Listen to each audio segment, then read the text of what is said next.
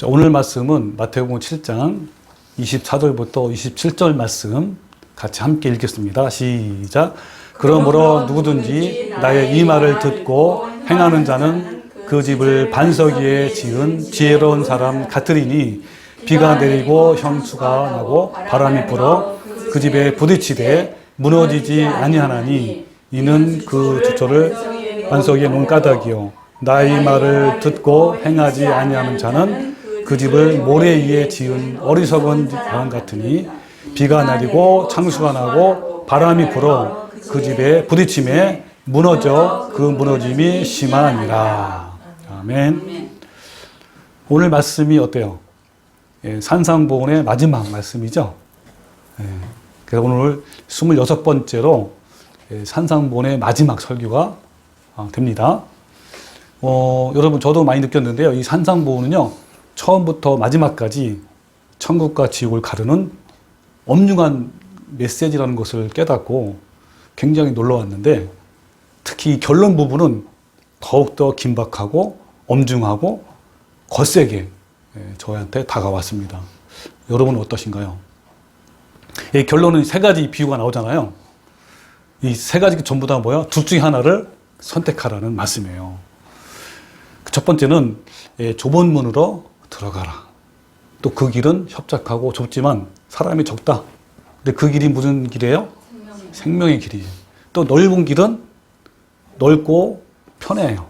그렇지만 그 길은 멸망으로 인도하는 길이다. 너희가 둘 중에 하나 택하라 라는 말씀이에요. 그러면서 이어서 아름다운 열매를 맺지 않냐는 나무마다 하나님께서 어때요? 불에 던져진다. 아름다운 열매를 맺으면 영생이고 그렇지 않으면 멸망이다. 이게 두 번째 열매가 심판의 근거라는 거예요. 하나님은 뭘 보고 심판하시냐? 열매가 있느냐 없느냐라고 심판하는 거예요. 그 다음에 이어서 바로 지난주에 하신 설교 말씀인데요. 아름다운 열매를 맺지 않으면 불에 던져진다는 그 구체적인 사례가 나와요. 바로 어떤 사람이냐면 열심히 믿는 사람들이에요. 그죠? 그 사람들한테 하나님께서 뭐라 하냐면 예수님이 그때 내가 그들에게 밝히 말하되 내가 너희를 도무지 알지 못하니 불법을 행하는 자들아 내게서 떠나가라. 세상에서 가장 무서운 선고의 내용이 나옵니다. 그리고 오늘 마지막 말씀이 완전히 클라이막스로 마무리됩니다. 여러분 보통 대체적으로 보면 이 노래는 막 처음에 뭐 잔잔하게 하다가 중간에 막 절정에 이르고 막 이러잖아요. 그리고 맨 마지막 부분은 이렇게 굉장히 잔잔하게 끝나는데 이 산상보훈의 말씀은 안 그런 것 같아요. 처음에 이 팔복 말씀도요. 처음에 저는 옛날에는 굉장히 부드러운 말씀인 줄 알았는데 진짜 보니요. 팔복의 말씀도 굉장히 강도가 세요. 심령에 가난한 자는 복이 있나니 얼마나 좋아요. 그들이 천국의 것이라고 했는데 그럼 심령이 가난하지 않으면 어떤 거예요? 천국이 그들의 것이 아닌 거예요. 강도가 세죠? 또 중간중간에도 어때요? 본론 부분도 강도가 세고 근데 마지막 부분은 더 강도가 센 거예요. 큰 파도가 막 밀려오면서 그냥 끝나는 것처럼 바로 이 산상보훈의 말씀이 그런 말씀이에요. 오늘 말씀이 바로 최고 절정입니다. 그래서 오늘 산상보훈의 마지막 말씀이 우리 모두에게 큰 파도로 다가와서 우리의 높아진 마음이 깨어지고 부서져서 각자의 마음속에 큰 은혜가 부어지기를 간절히 바랍니다. 아멘. 여러분 사람에게는요. 잘 보이는 내면 세계가 있고 겉으로 드러나고 보여지는 외면 세계가 있습니다. 대부분의 사람들은 겉으로 나타내는 외면 세계에 관심이 더 많고 그곳에 집중을 더 많이 합니다.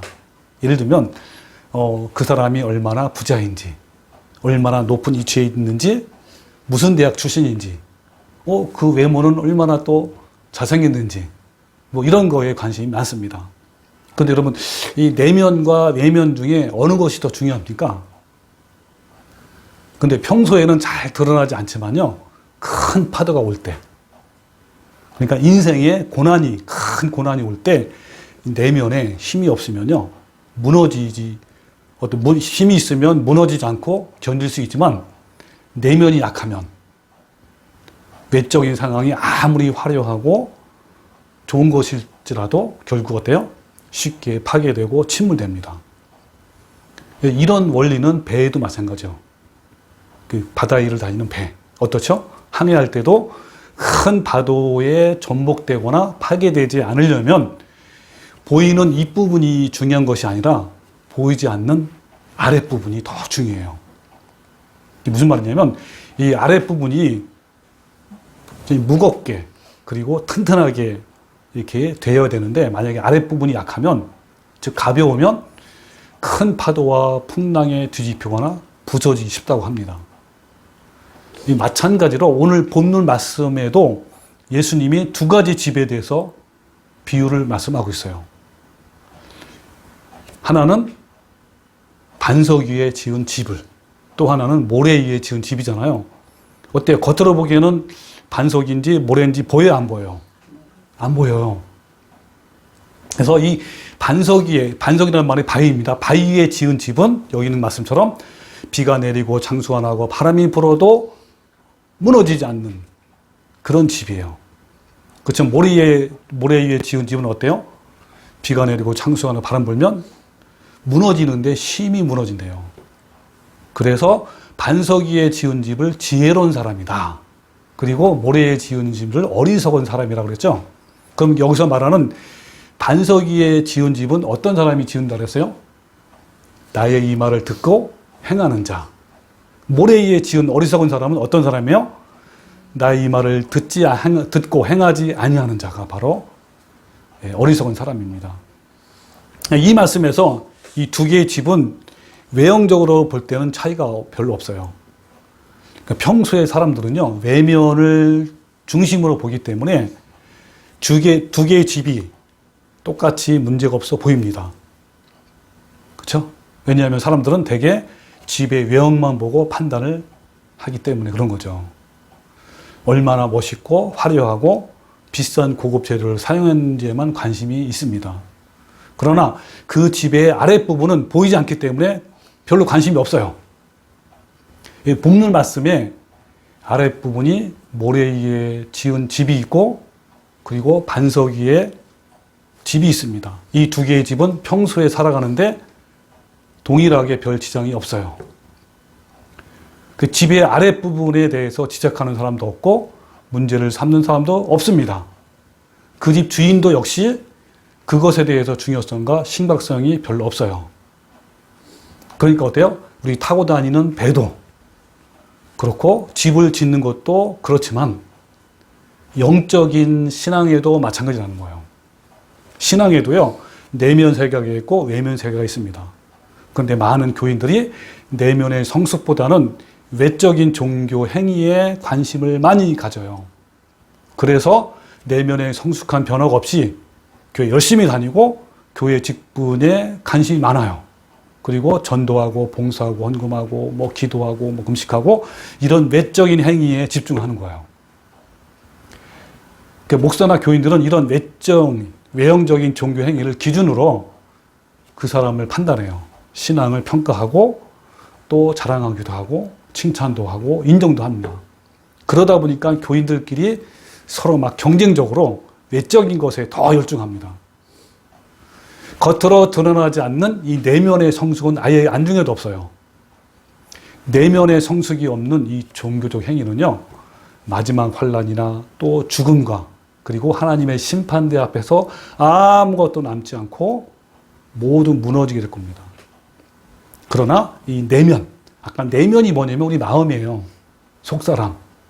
이 내면이 변화를 받은 성숙한 성도는 어떠한 박해나 어떤 환난이 오더라도 내면에 심겨진 하나님의 그 사랑이 충만하기 때문에 그 힘으로 모든 것을 참으며 모든 것을 믿으며 모든 것을 견딜 수 있는 거예요.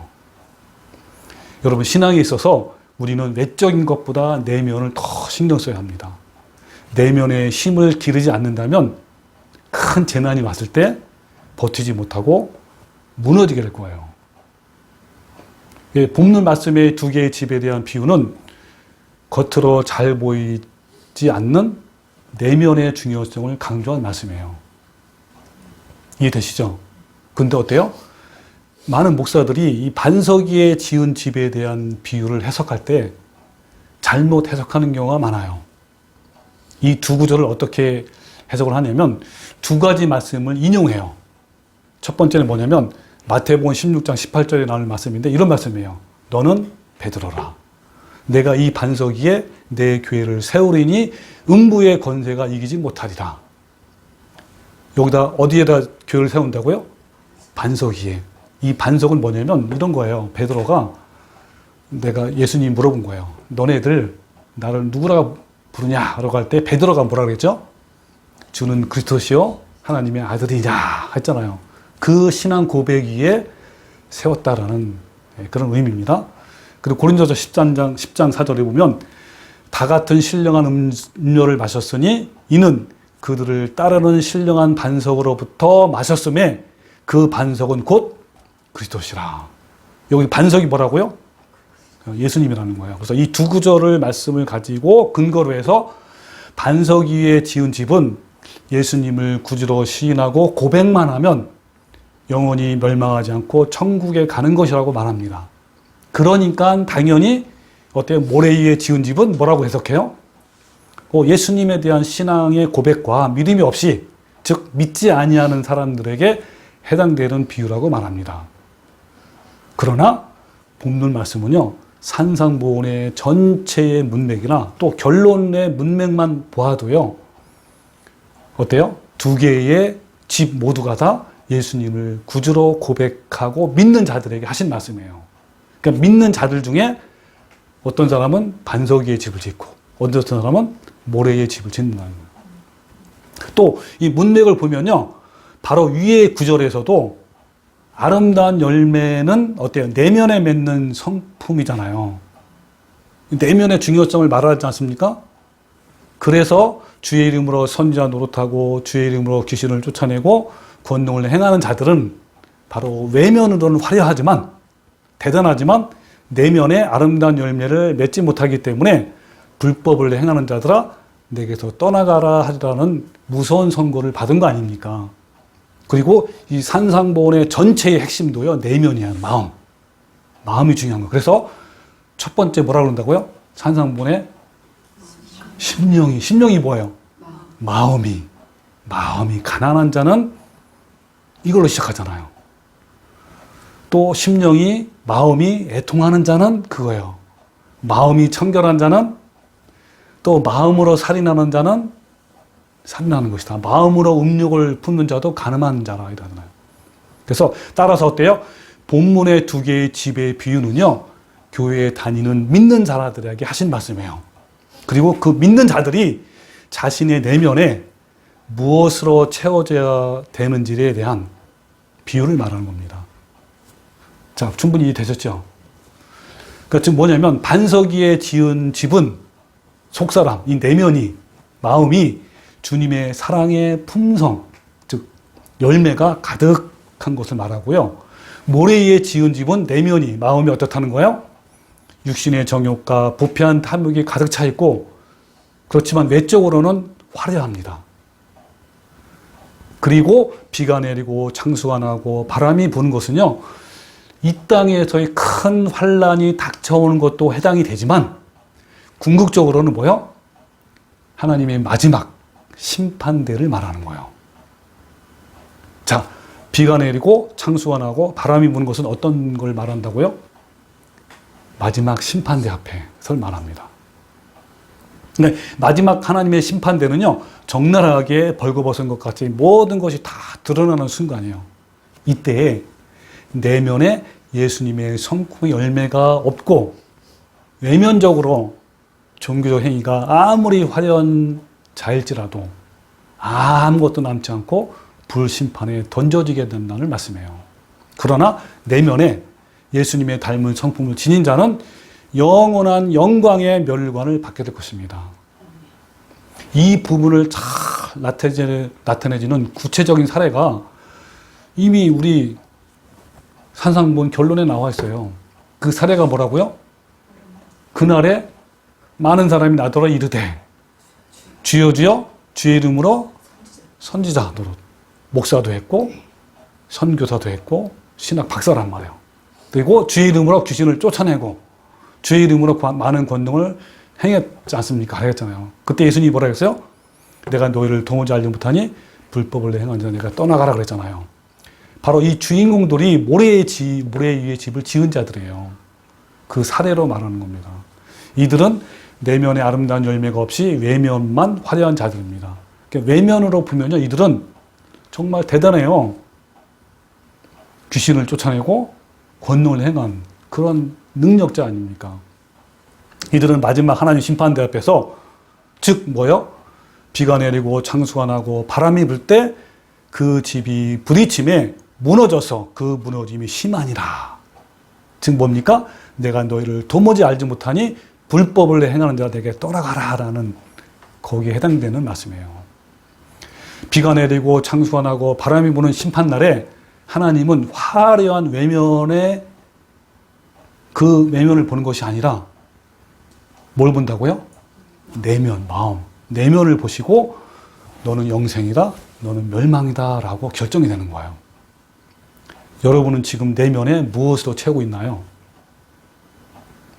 그리고 내면이 모래처럼 부실하다는 것과 바위처럼 견고하다는 것은 무엇을 의미하는 걸까요? 자, 그래서 오늘은 또 교회에 처음 나오신 분이 계시기 때문에 좀 더 이 부분을 자세하게 설명할게요.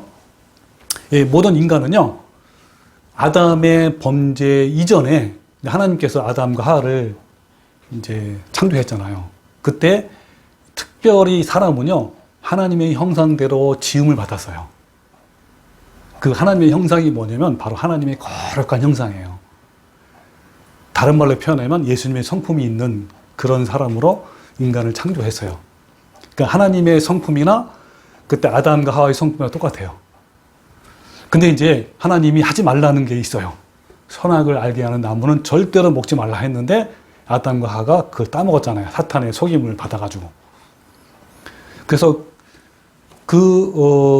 그전에는, 범죄 이전에는 예수님의 품성이 충만했는데 아담의 범죄 이후로 죄가 세상에 들어와서요.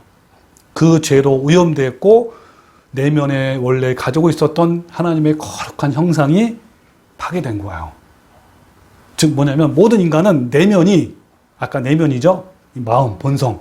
이것이 심히 부패하고 타락해져서 그 마음에서 나오는 것마다 악한 생각과 악한 말과 악한 행동을 하는 거예요. 그것을 예레미야 10장 9절에 뭐라고 표현했냐면 만물보다 거짓되고 심히 부패한 것이 마음이라 그랬어요. 모든 만물보다 가장 부패하고 썩은 것이 뭐라고요? 우리 인간의 마음이에요. 그래서 예수님이 뭐라 했냐면 마태복음 15장 19절에 마음에서 나오는 것은 그랬어요. 여러분, 마음에서 나오는 것이 뭐라고 했는지 아세요? 예수님이? 어때요? 뭐가 나올 것 같아요? 우리 마음에서 나오는 것이 뭐라 했냐면 악한 생각, 그리고 살인. 이 살인은요, 예수님이 뭐라 했냐면 마음으로 미워하는 것도 살인이에요. 분노하는 것도 마찬가지예요. 그리고 간음도 뭐라 했죠? 예수님이 마음으로 음욕을 품는 자마다 간음하는 자라 했어요.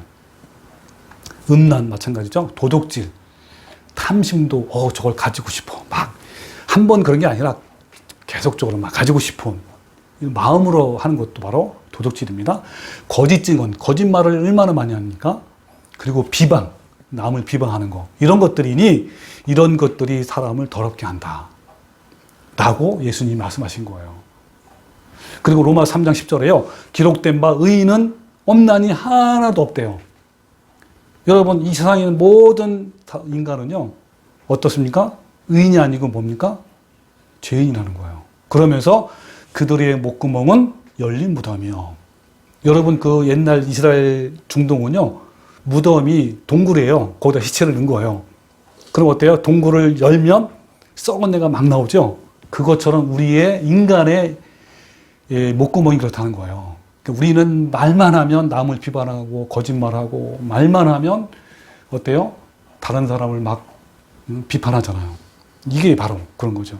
그 혀로는 속임을 일삼으며 말로 거짓말한다. 일삼는 건 항상 그 입술에는 독사의 독이 있고 그 입에는 저주와 악독이 가득하며 그 발은 피 흘리는데 빠른지라. 이게 바로 우리 인간이라는 거예요. 그래서 파멸과 고생이 그 길에 있어 평강의 길을 알지 못한다. 그러니까 뭡니까? 이 죄의 문제를 해결하지 못하면요. 어때요? 늘 고생하고 늘 마음이 불행하고 마음이 아프고 속상하고 염려하는 거예요. 그래서 이와 같이 더럽고 부패한 내면을 다시 그 아담 이전에, 그러니까 아담이 범죄 이전에죠. 거룩한 형상으로 회복하는 것이 바로 구원이에요. 회복된 자들만이 가는 곳이 바로 어디예요? 천국이에요. 하나님 나라. 이해되셨죠? 그러니까 우리는 하나님께 가려면, 천국 가려면 우리는 뭘 해야 돼요? 우리 안에 파괴됐던 거룩한 형상을 회복하는 거예요. 더럽고 부패한 내면을 다시 거룩한 형상으로 회복하는 것을 이 산상보훈의 말씀으로 표현하면 아름다운 열매를 맺는 것이고 좁은 길로 가는 자들이고 반석 위에 집을 짓는 거예요. 오늘 보는 말씀. 이것을 구체적으로 실행하는 방법이 산상보훈의 전체 말씀이에요. 자, 그러면 이 더럽고 부패한 내면을 다시 거룩한 형상으로 회복하기 위해서 그리스도 예수께서 하늘의 보좌를 비우시고 육신의 몸을 입고 이 땅에 오신 거예요. 예수님은요, 거룩한 하나님이셔요. 근데 이 죄인을, 아까 얘기했죠. 거룩한 형상을 회복돼야 되는데 그 거룩한 형상을 회복하기 위해서 예수님이 이 땅에 오신 거예요. 그래서 예수님은 이 땅에 오셔서 십자가에 못 박혀 피 흘려 죽으심과 다시 부활하심으로 말미암아 구원의 길을 열어놓으신 거예요. 그 예수님을 알고 믿고 신뢰하고 의지함으로써 거룩한 형상을 회복할 수가 있어요, 없어요? 있어요. 이 거룩한 형상의 회복의 키는, 핵심은 누구한테 있습니까? 예수님께 있는 거예요. 자, 그럼 처음 믿는 사람이 어떻게 하면 예수님을 알고 이해하고 믿고 신뢰를 하며 의지할 수 있을까요? 해답이 나와요. 로마서 10장 10절에 그러므로 믿음은 들음에서 나며 들음은 그리스도의 말씀으로 말미암니라. 그러니까 어떻게 하면 돼요? 여러분 이게 처음 사람 만나잖아요. 예를 들면 서로 만났어요. 그죠? 아니 저 만났는데 저 사람을 어떻게 믿고 신뢰합니까? 어떻게 하면 되죠? 자주 만나서 이야기도 나누고 또 사귀다 보면 저 사람이 정말 믿을 만한지 신뢰할 만한지 알아갈 수도 있고 또 좋으면 친구가 되고 또 남녀간에 또 서로 믿음이 쌓이면 결혼도 할 수 있는 거 아닙니까? 이것처럼요. 하나님이 어떤 분이신지 예수님과 성령님은 또 어떤 분이신지 알기 위해서 부지런히 말씀을 듣기도 하고 읽기도 하고 또 삶에서 체험도 해야 되는 거예요. 그러면서 점점 예수님이 어떤 분인지 알아가는 거예요. 예수님 나를 얼마나 사랑했는지 그걸 알아가는 거예요. 하나님이 어떻게 사랑을 베푸셨는지 우리 인간의 그 고난과 그 슬픔을 어떻게 가져가셨는지 다 알아가는 거예요. 근데 반드시 주의할 거는 뭐냐면 이 세상에 너무나 많은 거짓 선지자가 많아요. 쉽게 말하면 거짓 목사들이 너무나 많습니다. 그걸 주의해서 들어야 되는 거예요. 그리고 또 한 가지 뭐냐면 하나님과 예수님을 신뢰하는 자들에게 보혜사이신 성령님을 우리에게 보내주셔요. 그래서 어때요? 그 성령님의 도우심으로 우리의 죄짐을 벗어버릴 수 있고 날마다 예수님의 거룩한 성품을 닮아갈 수 있는 거예요. 그러니까 이 내면의 이 삶이 변화되는 건요. 하루아침이 되는 게 아니에요. 하나하나 매일매일 날마다 해가는 거예요. 예수님이 이 땅에 오셔서 십자가에 못 박혀 피 흘려 죽으심과 또 부활하심으로 말미암아 예수님을 닮아갈 수 있는 구원의 길을 열어놓으신 겁니다. 십자가로 구원의 길을 열어놓으신 예수님께서 이제 동일하게 너희들도 날마다 십자가를 지고 가라고 말씀하십니다. 그러니까 예수님이 십자가를 진 것처럼 너네들도 지어라. 이 십자가를 지어야만 아까 말한 내면이 변화되는 겁니다. 그래서 예수님이 뭐라고 하셨냐면 누가복음 9장 23절에 또 무리에게 이르시되 아무든지 나를 따라오려거든 이 나가 누구예요? 예수님을 따라가려면 어떻게 하라고요? 자기를 부인하고 날마다 자기 십자가를 지고 나를 쫓아라 그랬어요. 그러니까 예수님의 그 길을 가려면 예수님의 길이 생명의 길이고 영생의 길이고 편안의 길이고 평강의 길이란 말이에요. 그럼 그 길을 따라가려면 뭐 하라고 여기? 두 가지. 자기를 부인하고 자기 십자가를 지고 따라가래요. 여러분, 날마다 십자가를 지고 가라는 말씀이 무슨 뜻이죠? 여러분, 예수님도 왜 십자가를 지셨나요? 왜 예수님이 십자가를 지고 골고다 언덕으로 올라가셨죠? 예, 우리 죄를 대신해서 못 박히기 위해서 십자가를 지신 거예요. 그럼 왜 예수님이 우리를 보고 우리한테 십자가를 지고 따라오라고 했었나요? 뭐 하기 위해서? 그렇죠. 날마다 자신의 부패한 정욕과 탐심을 십자가에 못 박아 죽이라는 거예요. 한 번만 따라오라 해서 날마다 십자가를 지라고 했어요? 날마다. 왜? 우리 안에 있는 이 정욕과 탐심과 이 부패함이 너무나 크잖아요. 이거를 하루아침에 죽이는 게 아니라 날마다 못 박히는 거예요.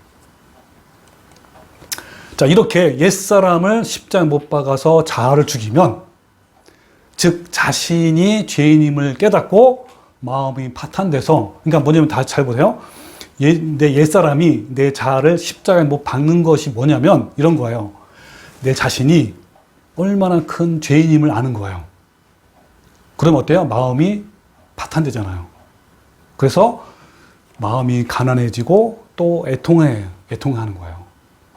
그러면서 그런 마음으로 예수님께 나아가면 그때 예수님께서 우리에게 거룩한 성품을 맺을 수 있는 사랑을 부어주세요. 그러면 예수님의 그 거룩한 성품을 구체적으로 무엇인지 여러분 궁금하지 않습니까? 구체적으로 한 문장으로 표현하면요, 바로 갈라디아서 5장 이 성령의 9가지 열매가 있어요.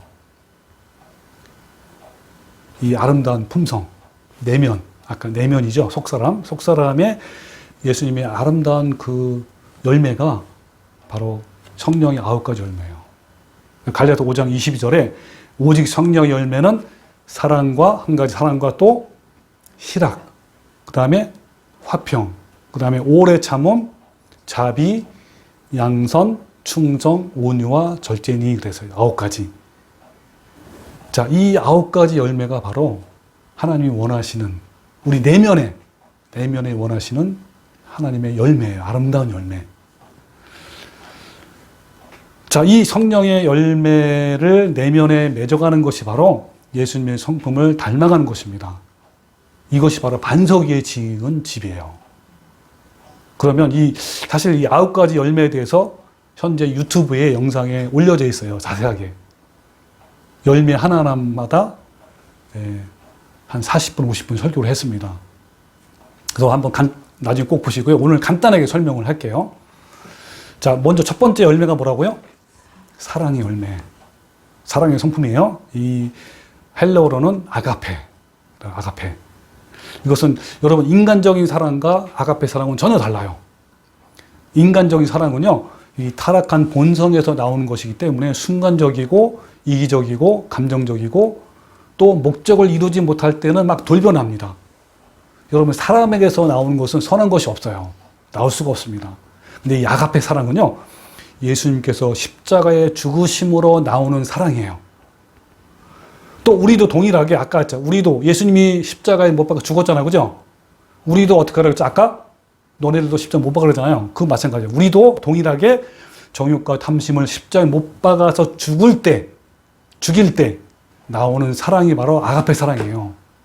그 아가페 사랑을 또 분석하면 15가지로 성품으로 나눌 수가 있어요. 그것이 바로 고린도서 13장에 나오는 말씀이에요. 사랑은 오래 참고. 여러분 그 가요에도 옛날 나왔죠? 사랑은 어떻게 하라고요? 언제나 오래 참고.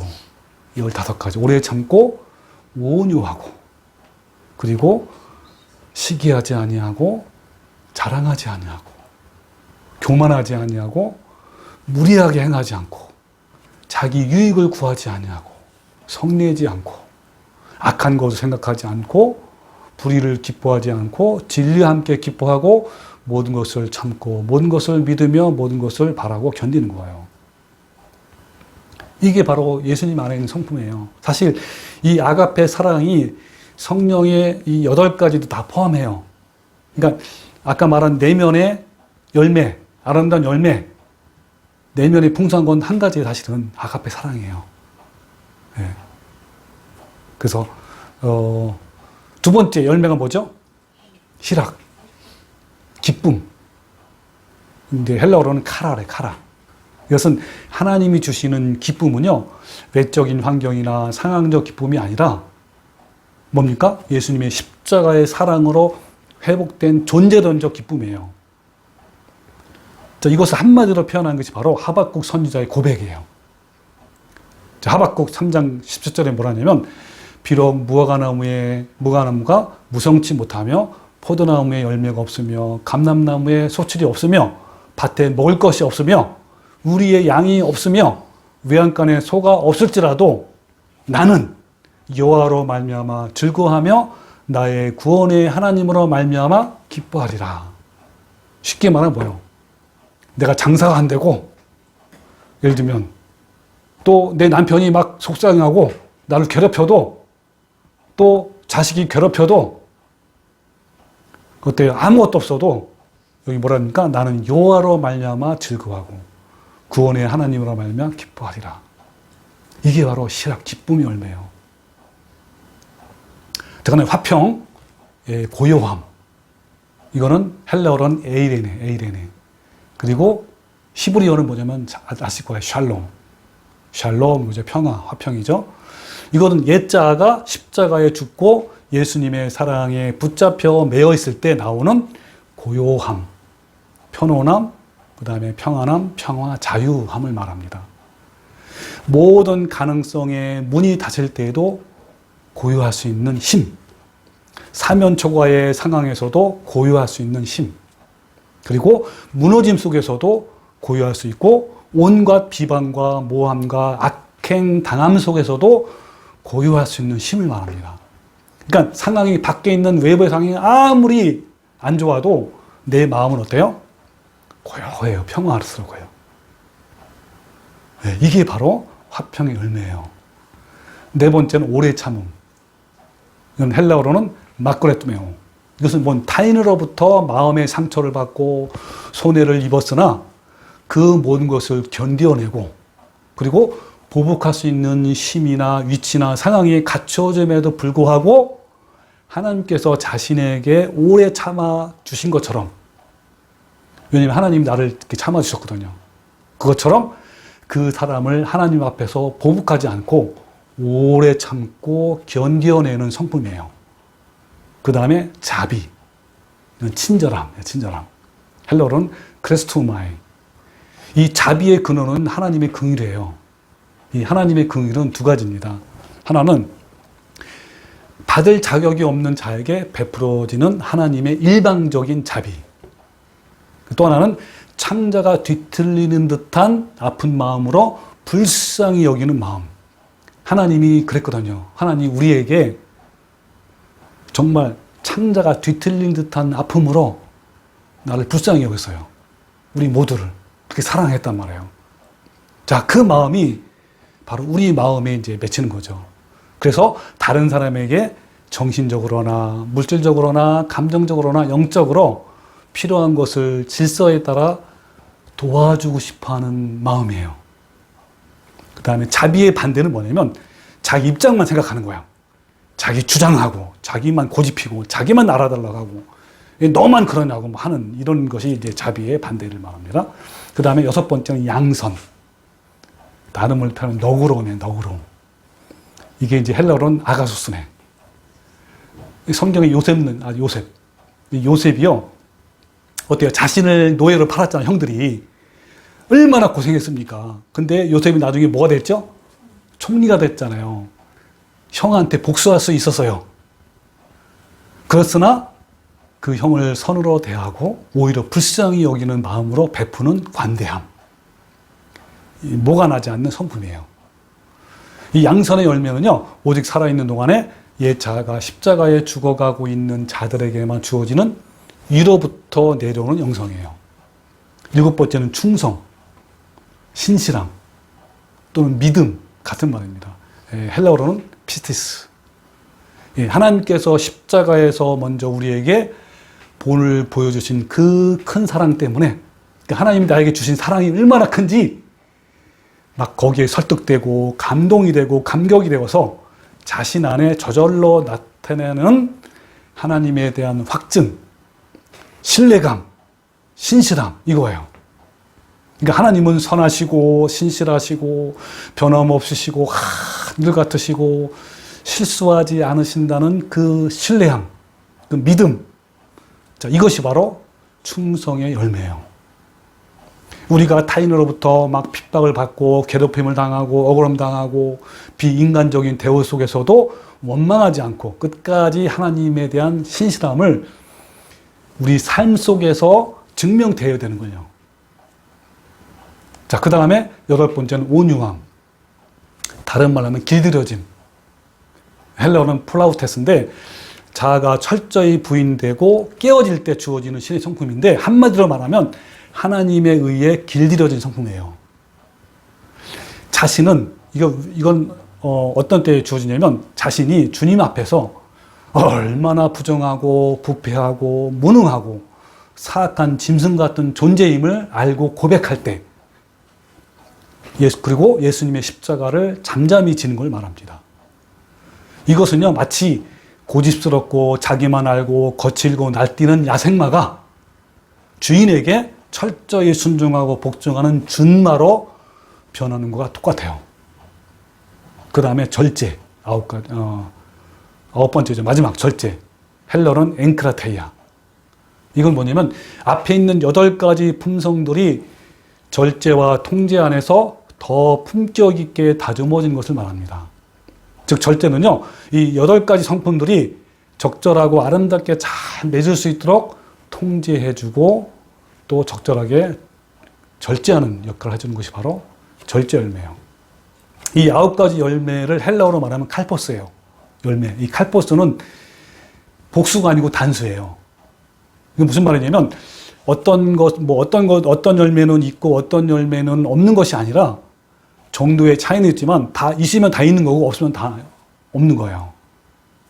그래서 저도요, 제가 교회를 30년 이상 열심히 다녔지만 어느 날 이 말씀을 보고 탁 내 마음을 비춰보니까 열매가 하나도 없는 걸 깨달았어요. 얼마나 놀랍고 두려웠는지요. 이 성품의 열매는 내 힘으로 절대로 맺을 수 없고 성령의 도우심으로, 아까 얘기했죠, 내 자아를 십자가에 못 박여 죽음으로써 맺는 거예요. 여러분은 이 예수님의 성품의 열매가 있습니까? 마지막 심판 때 예수님은 외면적인 화려한 종교 행위가 아니라 내면의 열매를 보시고 영생과 멸망을 가르치는 거예요. 그러나 많은 교인들은요, 내면보다 외적인 것에만 관심이 있어요. 이런 사람을 한마디로 표현하면 아까 얘기했죠, 외식하는 자. 그러니까 외적인 것을 더 중요시하고 관심을 갖게 되면 저절로 외식하는 자에 빠지게 돼요. 외식하는 것에 한번 맛을 보면요, 맛들이면 점점 깊이 빠져들게 되어서 나중에는 빠져나오기가 매우 어렵게 됩니다. 나중에는요, 본인이 외식에 빠져 있는 것을 지적하고 분별해줘도 깨닫지 못하는 경우가 너무나 많아요. 대부분이에요, 대부분. 이렇게 되면 이 사람은 정말 불행한 사람이에요. 주님의 심판대 앞에 설 때까지 외적인 것보다 내면이 더 중요한지 아는 사람이 얼마나 될 것 같아요? 별로 없어요. 대부분 사람들은 심판대 앞에 서기까지 내면 세계가 심판의 근거라는 중요성을 몰라요. 특히 마지막 환란기에는 더욱더 내면의 성숙함이 더 중요합니다. 이 내면이 주님의 성품으로 충만하지 않는다면 그 박해와 환란 앞에서 견디면서 끝까지 믿음을 지킬 사람이 아무도 없어요. 오늘 본문의 집도 마찬가지입니다. 창수가 나고 바람이 불어서 그 집을 덮칠 때까지 집의 아랫부분이 중요하다는 것을 인식하지 못하는 거예요. 죽어서 주님의 심판대 앞에 가면 이미 때는 늦었기 때문에 후회하고 슬피 울며 이를 갈아도 소용이 없습니다. 우리 주님께서도 외식에 빠진 사람에 대해서 매우 심각하게 지적합니다. 뭐냐면 마태복음 23장 23절에 화 있은즉 외식하는 서기관과 바리새인들이여 너희가 박하와 회향과 근체의 11조는 들이되. 여기 서기관과 바리새인들은요, 이때 당시에 오늘날로 말하면 목사나 선교사나 이런 사역자들 말해요. 자, 이 사람들은 어떻게 했냐면 박하와 회향과 근체의 11조는 열심히 들였어요. 들이되 율법에 더 중한 바 정의와 긍휼과 믿음은 버렸도다 그랬어요. 그러나 이것도 행하고 저것도 버리지 말아야 할지니라 그랬는데, 이 말씀에서 내면의 세계는 뭐죠? 정의와 긍휼과 믿음이에요. 그 외적인 것은 뭐죠? 박하와 회향과 근체의 11조를 말합니다. 여기서 박하와 회향과 근체는 뭐냐면 조미료로 사용하는 조그마한 열매나 채소를 말해요. 그래서 유대인들은 어떻게 하냐면 11조를 철저히 지키기 위해서 이와 같이 작은 것 하나하나도 어기지 않고 정확하게 10의 1을 나누어서 하나님께 드렸어요. 예를 들면 콩을 재배했다고 합시다. 콩을 막 세워요. 만약에 10,000개가 있다면 몇 천 개를 드려야 되잖아. 그것처럼 그렇게 세우는 걸 말해요. 그러나 이들은 정작 중요한 정의와 긍휼과 믿음을 버린 거예요. 즉 율법을 마음으로 내면으로 봐야 하는데 유대인들은 외적인 것으로만 본 거예요. 유대인들이 실패한 부분이 바로 이 부분입니다. 그래서 호세아 선지자가 뭐라고 했냐면 호세아 6장 6절에 나는 인애를 원하고 제사를 원하지 아니하며 번제보다 하나님을 원하는 것을 아는 것을 원한다 그랬어요. 자, 이걸 표준적으로 해석하면 내가 바라는 것은 변함없는 사랑이지 제사가 아니다. 불살라 바치는 제사보다는 너희가 나 하나님 알기를 더 바란다 그랬어요. 그러니까 이들은 어때요? 겉으로 드러나는 번제는 뭔지 아시죠? 짐승을 불살라서 제사하는 거예요. 오늘날 말하면 예배를 말하는 거예요. 외적인 거 막 불살라 번제로 바치고 제사 지내고 예배하고 막 하는 거예요. 그렇죠? 근데 이 사람들이 뭐가 없는 거예요? 인애가 없어, 인애. 인애를 뭐라고요? 사랑. 그래서 내가 너네들은 겉으로는 열심히 하나님이 섬긴 것처럼 보이지만 너네들에게는 사랑이 없다. 그 마음에 인애가 없다는 거예요. 하나님을 알지 못한다는 제대로. 그걸 안다는 거죠. 근데 내면에 변화가 없는 사람은 자꾸만 밖으로 표현하고 표출하고 나타내려고 합니다. 결국 구원을 이루는데 행위에 의존해요. 이런 현상은 거짓 목사들의 잘못된 가르침 때문에 그렇습니다. 이들은요, 한 번 구원은 영원하다고 하면서 은근히 주일 성수와 11조와 각종 헌금, 전도, 봉사를 강조해요. 이런 잘못된 가르침 때문에 교인들은 내면에는 관심이 없고 외적인 종교적 행위에만 관심이 있는 거예요. 그저 주일 성수하려고 하고 헌금, 11조, 전도, 봉사. 그래서 자기 행위를 은근히 자랑하고 스스로 만족합니다. 나는 이 정도면 괜찮을 거야. 나는 이것도 하고 저것도 하는데 다른 교인들보다 더 많이 하잖아. 더 열심히 하니까 하나님이 나를 좋아하실 거야. 예를 들면 이렇게 하는 거예요. 그러니까 유대인들 중에 특히 바리새인들과 서기관들은요, 외적인 것에 더 관심을 갖고 집중을 해요. 11조 문제도 지금 읽은 것처럼 무엇을 드려야 하는지, 얼마나 정확히 드려야 하는지, 얼마나 드려야 하는지에 관심이 있는 거예요. 그러나 예수님은 이것보다 더 중요한 것이 내적인 정의와 긍휼과 믿음이라고 하시면서 또 이것도 행하고 저것도 버리지 말라고 했죠. 그죠? 이게 뭘 말하냐면 너는 먼저 안을 깨끗이 하라. 그리하면 그것도 깨끗이 다 하라. 이 말씀이에요. 그러니까 내면이 성숙하면 어때요? 외적으로 있는 것은 저절로 올바르게 그것도 외식이 아니라 올바르게 할 수 있다는 걸 말합니다. 주님께서 이들에게 책망하신 것은 바로 속사람인 내면이 거룩한 성품이 없었기 때문에 책망하신 거예요. 그런데 현재 교인들은 자기 내면이 부패하고 썩어져 감에도 불구하고 마음의 죄로 가득함에도 불구하고 비일기까지 죄와 싸워서 내면에 성령의 열매가 맺혀서 거룩함으로 단장하기는커녕 외적인 종교 행위만 몰두하고 있는 거예요. 이런 상태는 지금은 괜찮아 보이지만 언제요? 하나님의 심판대 앞에서 다 무너져요. 한순간에. 여러분, 사울왕을 한번 제가 사례를 들어볼게요. 이 사울왕은요, 처음에는 내면이 성숙했어요. 근데 시간이 가면 갈수록 내면보다는 외적인 것에 더 치중하게 됩니다. 그래서 결국 하나님께 버림받아요. 저는 이 사울왕을 비운의 왕, 참 불쌍한 왕이라고 저는 생각합니다.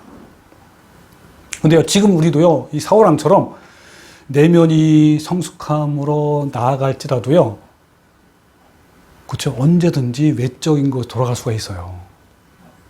조심해야 돼요. 그래서 예수님이 뭐냐면 바리새인들의 교훈에 주의하라고 하잖아요. 그 외식하는 거에 주의하라는 거예요. 그래서 우리는 날마다 치열한 전투를 통해서 내면의 열매를 맺어가는 싸움을 해야 합니다. 여기서 중요한 핵심은요, 날마다. 예수님이 날마다 뭐라 그랬죠? 십자가를 지라 그랬잖아요, 날마다가 아니면요, 우리는 어느 순간에 내면이 붕괴가 될지 모릅니다. 과거에 위대한 하나님의 사람일지라도 날마다 싸우지 않으면 언제든지 이렇게 바뀔 수가 있어요. 이 바울의 왼팔이었던 데마, 바울의 신실했던 동역자인 데마가 어때요? 어느 순간에 마음이 변해서 세상을 사랑하게 돼가지고 기어이 바울을 떠났잖아요. 이 사울왕도 그래요. 초기에는 신실한 하나님의 사람이었지만 작은 방심으로 이스라엘 백성들에게 외적으로 드러나는 것에 집중하겠어요. 하나님보다는 누가 더 중요했어요? 이스라엘 백성들에게 잘 보이려고만 했어요. 결국 이제 망했는데, 자, 처음 상황을 제가 읽어드릴게요. 사무엘상 10장에 나오는 말씀이에요. 그러니까 그전에는 이스라엘에는 왕이 없어서 다른 나라는 다 왕이 있었는데 왕이 없어가지고 이스라엘 민족들이 하나님 우리에도 왕을 주십시오. 왕을 세워달라고 막 간청한 거예요. 그래서 그 일을 맡은 사람이 누구냐면 사무엘 선지자예요. 그 사무엘 선지자가 하나님의 명령에 의해서 왕을 이제 선택을 합니다. 어떻게 선택하냐면 이스라엘 모든 지파가 다 모였어요. 제비를 뽑았어요. 뽑았더니 베냐민 지파가 뽑힌 거예요. 그 베냐민 지파가 다 모였고 나머지 뒤로 물러가 그랬어요. 베냐민 지파 중에 또 제비를 뽑았어요. 가족별로 이렇게 있었잖아요. 근데 뭐가 뽑혔냐면 마드리의 가족이 뽑힌 거예요. 그 마드리의 가족도 그때 당시는 한 가족이 수십 명, 수백 명이에요. 또 제비를 뽑았어요. 누가 나왔냐면 사울이 나와, 사울. 근데 사울이 그 자리에 없는 거야. 뽑힌 자리에. 그래서 하나님이 사울이 어디 있어요? 그러니까 하나님이 뭐라 하냐면 그가 짐 보따리들 사이에 숨었대요. 그래가지고 그들이 달려가서 거기서 그를 데려온 거예요. 그들이 백성 중에 딱 섰더니 그 외모가 얼마나 크고요. 얼마나 대단했는지 막 반한 거예요. 그러면서 사무엘이 모든 백성들에게 이래, 이 사람이 너네 첫 번째 왕이다. 그런 거예요. 그랬더니 백성들이 와! 막 박수를 했어요. 근데 여기 중요한 건 뭐냐면 이 사울이 얼마나 겸손하고 얼마나 마음이 그랬든지 자기는 왕이 되고 싶은 마음이 없는 거예요. 숨었어요. 감당이 안 되고 겸손한 거죠. 그 초기에는 이 겸손했는데요. 그래서 하나님께서 왜 이 사울을 왕으로 부르시고 택하셨는지 아세요? 이 사울이 키나 외모가 좋아서 그럴까요? 아니에요. 그의 내면을 보고 하나님이 그를 선택한 거예요. 그러나 그는 왕이 되면서 내면이 점점 무너지기 시작한 겁니다. 하나님을 불순종했고요. 하나님보다 더 이스라엘 백성 눈치를 봤고요. 교만했고요. 하나님보다 백성을 더 두려워했어요. 그래서 사무엘상 15장에 하나님이 뭐라고 했냐면 사무엘에게 얘기했어요. 내가 사울을 왕으로 세운 것을 후회하노라 그랬어요. 후회한 거예요. 그가 돌이켜서 나를 따르지 않고, 하나님 안 따른 거예요. 내 명령을 행하지 아니했다 그랬어요. 그러면서 거역하는 것은, 이 거역이 뭐냐면 하나님을 불순종한 거예요. 거역한 것은 점치는 죄와 같고, 점치는 게 뭐죠? 그 우상한테 점치는 거 아니에요. 그리고 완고한 것이, 이 완고가 뭐냐면 하나님을 따르지 않고 자기만 생각한 거, 자기 고집대로 한 거예요. 완고한 것은 우상에게 절하는 죄가 같다 그랬어요. 그래서 왕이 여호와의 말씀을 버렸으므로 여호와께서도 왕을 버려 왕이 되지 못하게 하셨나이다 그렇습니다. 그게 얼마나 비참한 왕입니까? 하나님께서 후회하실 만큼 사울 왕의 내면이 파괴되고 마는 거예요. 하나님께서 실망하신다는 것은 우리의 외적인 것이 아니라 내면의 문제예요. 하나님은 어떤 사람을 기뻐하시며 어떤 사람을 사역자로 세우시며 어떤 사람을 하나님 나라로 데려가십니까? 네, 외적인 것이에요? 아니면 내면이에요? 내면입니다. 이제 점점 하나님의 심판대가 가까이 오고 있어요. 주님께서 오실 날이 이제 얼마 안 남았습니다. 이제 조만간에 심판대 앞에서 우리 모두 서게 될 거예요. 그때 우리 열매를 가지고 결산합니다. 이때 하나님의 관심은요, 우리의 내면에 관심이 있습니다. 우리의 내면에 어때요? 그걸 보고 하나님께서는 증명하는 거예요. 내 안에 성령이 9가지 열매가 있는지, 아가페 사랑 15가지 성품이 있는지 그 말씀 앞에서 결산을 하는 거예요. 심판대에서. 여러분도 한번 결산을 해보십시오. 스스로. 이 열매가 있는지, 내 내면이 어떤지. 그래서 사무엘상 16장의 7절에 하나님께서 뭐라고 하냐면 사무엘한테 이렇게 얘기해요. 그의 용모와 키를 보지 말라. 그러니까 사람들은 사람의 외모를 보잖아요. 장대하고 아름답게 보이고 정말 용감하게 보이는 걸 보는데 그걸 보지 말라는 거예요. 내가 이미 그를 버렸노라. 그가 누구죠? 사울을 왕입니다. 내가 보는 것은, 하나님 보는 것은 사람과 같지 아니하니 사람들은 외모를 보거니와 나 여호와는 중심을 보느니라 그러세요. 하나님을 뭘 본다고요? 중심을 보시는 분이에요. 하나님은 왕의 자격을 중심을 보는 것처럼 천국의 자격이 되는지 안 되는지도 뭘 본다는 거예요? 우리 중심을 보는 거예요. 사람들은요, 건축된 집의 외적인 것을 보지만 하나님은 보이지 않는 아랫부분을 보시고 심판한다는 거예요. 아래에 있는 것이 모래인가 바위인가를 보시는 겁니다. 그러므로 영성은 내면을 가꾸는 겁니다. 내면의 세계가 무너지면 그것은 이미 모든 것이 무너진 거예요. 주님 앞에 가면 나의 외적인 것은 하나도 남지 않고 내면에 있는 것들만 남습니다. 그래서 비가 내리고 창수가 나고 바람이 불어 그 집에 부딪힘에 무너져 그 무너짐이 심하니라 그랬습니다. 인생의 죽음과 하나님의 심판대 앞에서 내가 가진 모든 지식과 재산과 위치와 명예, 종교적 행위들은 이런 외적인 것은 아무 소용이 없게 되는 거예요. 죽음 앞에서 우리는 아무것도 가져갈 수 없으며 우리의 모든 외적인 것들이 다 없어집니다. 주님의 심판대 앞에서는 내 속에 있는 아가페 사랑만이 남는 거예요. 그런데 왜 사람들은 내면의 관심과 심을, 그죠? 쏟을 필요를 느끼지 못할까요? 왜 외면에만 관심이 있을까요? 왜냐하면 아까 얘기했죠. 외식하는 거. 그러니까 내면의 변화는 사람들이 알아주지 않고 칭찬도 없어요. 겉으로 드러나는 화려함은 어때요? 사람들에게 칭찬과 인정도 받을 수 있고 또 자신에게 자랑이 돼요. 그리고 많은 보상들이 따릅니다. 근데 여러분, 심판이라는 이 비나 바람이나 창수, 이런 것에서 남는 것은 뭐라 그랬죠? 내면에 있는 예수님의 성품이고 그 외의 것은 모두 다 파괴됩니다.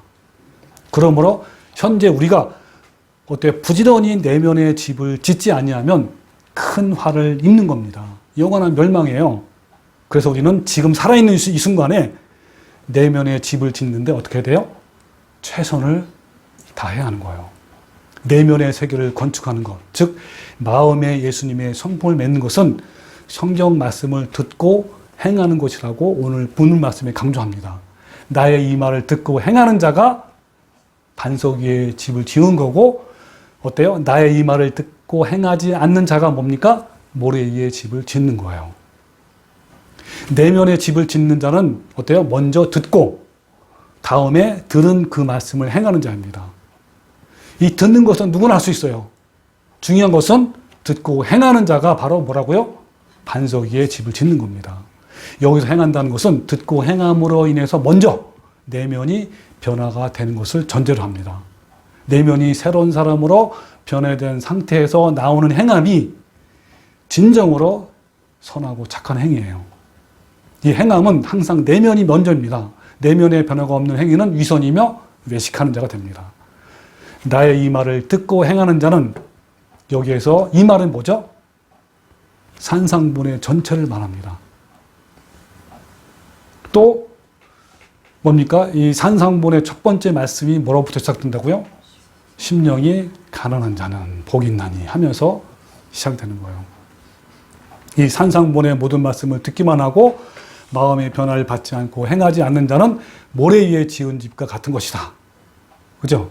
그리고 조만간에 비가 오고 바람이 불면 심하게 무너진다. 자, 그러면 이 산상본의 핵심과 결론이 뭡니까? 자, 오늘 마무리하면서 이제 결론을 짓는 거예요. 산상본의 핵심과 결론은 뭐죠? 어떤 사람이 되느냐가 중요한 거예요. 어떤 사람. 산상본의 핵심은 말씀을 듣고 어떤 사람이 되느냐가 핵심입니다. 천국을 결정하는 것은 어떤 행동을 하느냐가 아니라 어떤 사람이 되어 있는가가 중요한 거예요. 그러니까 어떤 사람이 되어 있는가는 내면의 상태를 말합니다. 내면이 어떤 사람이 되어야 하는지 아까 것처럼 산상본의 시작부터 자세히 나와 있습니다. 이 팔복을 간단히 말하면 어떤 사람이 되는 거예요. 그러니까 심령이 가난한 자가 되는 거고, 그죠? 마음에 애통하는 자가 되는 거고, 마음이 온유한 자가 되는 거예요. 어떤 자. 그러니까 이 팔복을 한 문장으로 표현하면 주님을 닮은 자입니다. 그런데 우리는 왜 예수님을 닮은 것에 초점을 두지 않을까요? 왜 구걸하지 않고 애통하며 비통해야 하지 않을까요? 왜 온유하지 않을까요? 하나님의 자녀로서 필요한 영성은 바로 존재론적 영성입니다. 이 존재론적 영성이 내가 어떤 사람이 되는가를 말해요. 주님을 닮아가는 사람이 되는 것을 말합니다. 이 산상본이라는 것을 통과하면 어때요? 결국은 뭐가 돼야 돼요? 이 산상본이라는 말씀을 듣고 행하면 어떻게 된다는 거예요? 예수님의 아름다운 모습으로 내면이 변하는 거예요. 여러분, 그래서 얼마나 교회 열심히 다녔는지, 얼마나 헌금과 봉사를 많이 했는지, 어떤 사역을 했는지 관심을 많이 쏟고 있잖아요. 그게 중요한 게 아니라 뭘 중요합니까? 내면의 변화. 이게 바로 진정한 영성입니다. 이 존재적 영성은요, 겉으로 드러나는 일이나 사역이 아니라 내면 속에 예수님을 닮은 존재가 되는 것을 말합니다. 우리는 예수님의 마음을 닮아가야 합니다. 그렇지 않고 외적인 것에 관심을 가졌던 교인들의 결말은 뭐라 그랬죠? 불법을 행한 자들에 가서 떠나가라 그런 거예요. 이들은요, 입술로 쥐어주는 자들입니다. 이들의 외면은 화려하지만 내면은 아무것도 없어요. 이런 자가요, 한국 교회에 얼마나 많은지요. 정말 많습니다. 자, 오늘 본 말씀 어떻게 이어지죠? 그러므로 누구든지, 이 그러므로가 뭘 의미하죠, 여러분? 앞에 있는 말씀의 결론적으로 이런 뜻이에요. 그러므로 누구든지는 뭐죠? 믿는 사람 중에. 그러니까 믿는 사람 중에 두 종류의 집을 지을 것인데 둘 중에 하나를 선택하라는 거예요. 즉 너희는 아직 기회가 있으니까 이제부터 반석 위에 집을 짓기 시작하는 말씀이에요. 여러분 매일 아침마다 눈을 뜨면서 여러분 이렇게 감사를 하십시오. 자, 한번 따라해 보세요. 하나님 오늘도 주님을 닮아갈 수 있는 시간을 주셔서 감사합니다. 하나님 오늘도 주님을 닮아갈 수 있는 시간을 주셔서 네, 좋아요. 감사합니다. 오늘도 반석 위에 집을 지을 수 있도록 하루를 허락해 주셔서 감사합니다. 오늘도 반석 위에 집을 지을 수 있도록 하루를 주셔서 감사합니다. 원하십니다. 오늘도 부지런히 주님을 닮아가는 하루가 되겠습니다. 오늘도 부지런히 주님을 닮아가는 하루가 되겠습니다. 진짜 맞아요? 네, 좋습니다. 여러분, 하나님이 기회를 주셨을 때 부지런히 하십시오. 시간을 헛되이 보내지 마십시오. 오늘 하루 중이라도 여러 가지 일들이 내 주변에 일어날 것입니다. 특히 까다롭고 공격적이며 늘 괴롭히는 사람이 주변이 있다면 원망하거나 불평하지 말고 오히려 주님을 닮을 수 있는 기회라 생각하고 감사하는 거예요. 그러면 원망하고 불평하는 것보다 오히려 까칠한 상대방이 주님의 사랑으로 오히려 변화가 됩니다. 어떻게 해서요? 내 사랑이 흘러가요. 그 사람한테. 여러분, 상대편을 변화시킬 수 있는 오직 유일한 방법은 한 가지밖에 없어요. 뭐죠? 내 안에 있는 하나님의 사랑이 흘러갈 때 변합니다. 그 외에는 아무것도 없어요. 진짜. 오늘 하루 중에 억울하고 마음이 상한 일이 발생된다면 감사하면서 내면을 다스리고 새롭게 변화하는 기회로 삼으십시오. 그래서 우리에게 다가오는 아픔들과 고통들이 그냥 억지로가 아닌 정말로 하나님께 감사하면서 변화의 기회로 삼는 겁니다. 우리는 종종 이런 말 하잖아요. 죽어가는 사람들이, 그죠? 오늘 죽는 것이 너무 안쉬워서 뭐라 그러죠? 내일 하루만 더 살 수 있다면 하고 싶은 것들을 더 많이 할 텐데 라고 한탄의 소리를 하잖아요. 그렇습니다. 우리가 하루하루를 그냥 무의미하게 산다면 얼마나 어리석고 미련한 일입니까? 이런 심정으로 우리는 매일 저녁에 잠을 자면서 내일 하루만 더 살 수 있다면 조금이라도 더 하나님을 닮을 수 있도록 하겠습니다 라는 기도를 올리시기 바랍니다. 여러분, 이제 반석 위에 집을 지을 수 있는 기회가 생긴 것입니다. 이 기회를 날마다 잡으십시오. 이제 세상에서 가장 두렵고 무서운 선고의 날이 다가오고 있습니다. 불법을 행한 자도 내게서 떠나가라. 이 말을 의역하면 뭡니까? 불법을 행하는 자들아 지옥으로 가라라는 말씀이에요. 즉 이 말씀은 내면의 성숙이 아니라 외적인 것에만 집중하는 악한 자들이야 내게서 떠나가 지옥으로 가라는 말씀이에요. 산상본의 결론을 한마디로 표현하면요, 주님의 성품이잖아요. 또 산상본을 전체를 한 문장으로 표현하면 심령이 가난한 자입니다. 여러분, 산상본의 모든 말씀을 잃어버려도 좋습니다. 딱 하나만 기억하십시오. 뭐죠? 심령이 가난한 자가 되는 거예요. 왜 그럴까요? 심령이 가난한 자가 되면 산상본의 모든 말씀이 열려지고 내 말씀에도 실천이 되는 겁니다. 심령이 가난한 자가 되면 어때요? 예수님을 닮아가는 모든 원동력이 되는 것이 바로 심령이 가난한 자예요. 이런 열매가 풍성하면 그 누구도 천성문에 들어가는데 그 어떠한 법도 막을 수도 없고 그 누구도 막을 수가 없어요. 자, 우리 모두 탐심과 육신의 정욕을 십자가에 못 박아서 내면에 예수님의 아름다운 성품의 열매를 맺는 성도가 되시고 반석 위에 집을 짓는 지혜로운 성도가 되시기를 주님의 이름으로 축원합니다. 아멘.